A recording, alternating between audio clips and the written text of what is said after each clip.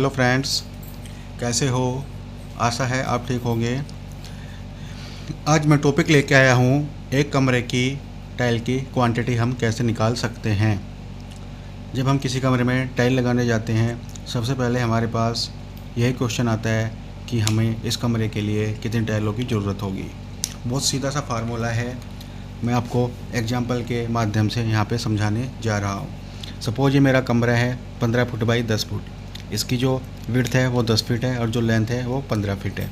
तो मैंने इस कमरे का एरिया निकाल लेना है, जो आएगा 15 into 10 equal to 150 feet square. यानी कि जो कमरा मैंने लिया है उसका जो एरिया है 150 स्क्वायर फीट है। अब होता क्या है, कमरे में एक तो फ्लोर लगता है, एक साथ में स्कर्टिंग लगती है जो 4 इंच विड्थ की रहती है। तो एरिया ऑफ स्कर्टिंग आएगा मेरा, ये लंबाई 10 फीट, ये लंबाई 15 फीट, ये लंबाई 10 फीट प्लस ये लंबाई 15 फीट, और इनटू जो स्कर्टिंग की मेरी विड्थ है वो 4 इंच है। 4 इंच को मैंने फिट में डिवाइड किया, डिवाइड बाई 12 कर दिया। तो इनको अगर मैंने ऐड किया तो 50 into 0.33 equal to 16.5 feet square. यानी कि मेरा टाइल का जो एरिया है फ्लोर का 150 स्क्वायर फीट है, और जो स्कर्टिंग लगाने का मेरा एरिया आ रहा है वो आ रहा है 16.5 फीट स्क्वायर। इसमें से मैंने जो सामने एक दरवाज़ा आएगा उसका डिडक्शन कर दिया। 3 फुट मेरी विड्थ है दरवाजे की, और वही 0.33 उसकी स्कर्टिंग की जो विड्थ आती है वो है। इसका जो एरिया आया हुआ है 0.99 फीट स्क्वायर। अब 16.5 में से मैंने 0.99 को डिडक्ट कर दिया और ये बचा 15.51 फीट स्क्वायर।